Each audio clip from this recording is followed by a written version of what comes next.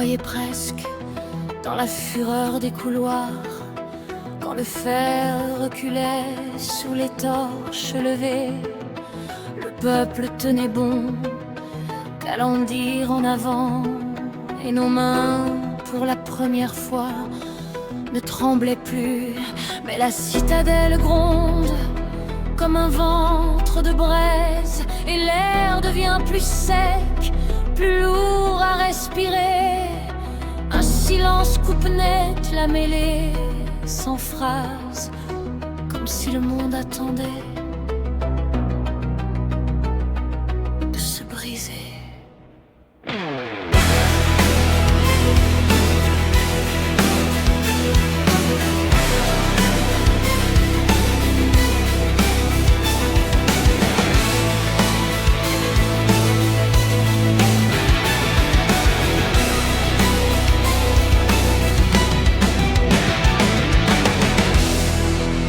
Alors il vient, pas un ordre,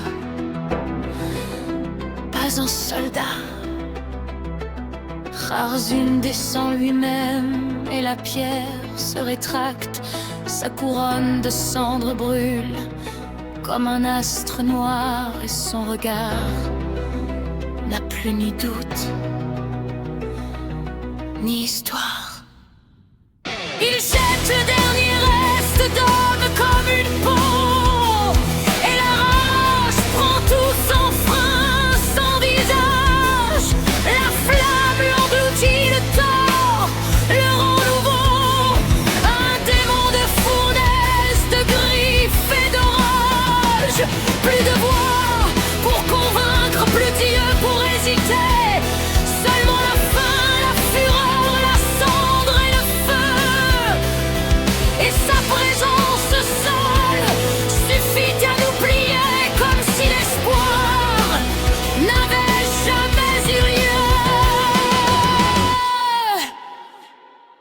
Il balaye les rangs comme du blé sous la lame. Les torches s'éteignent dans un souffle brûlant. Les révoltés reculent, les lances se désarment, et la pierre boit les cris, un par un, lentement. Or si Lyon se dresse, même blessé, même faible, son or et son argent prennent un éclat de guerre. Mais le démon le frappe, et la lumière chancelle. Le vieux dragon plie à genoux, sans rendre son souffle.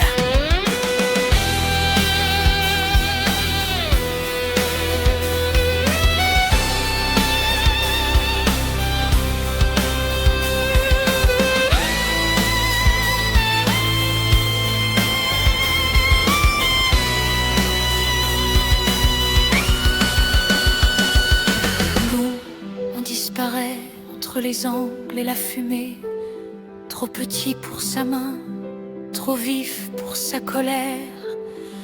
On rampe sous les arches, on glisse dans l'ombre brisée, avec le goût du sang et la peur dans la gorge. Derrière la citadelle hurle, le feu cherche nos pas, mais il frappe la pierre et ceux qui restent devant, et nous on s'arrache au noir de justesse là-bas, comme des braises qui fuient avant l'étouffement.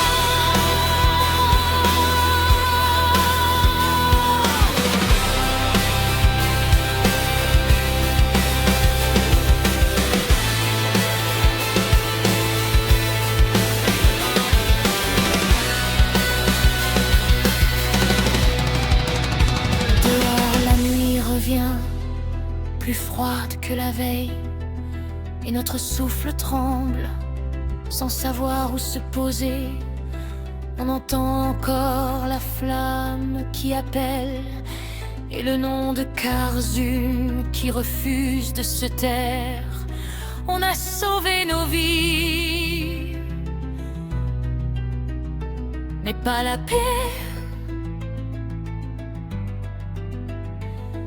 Et le désespoir marche près de nous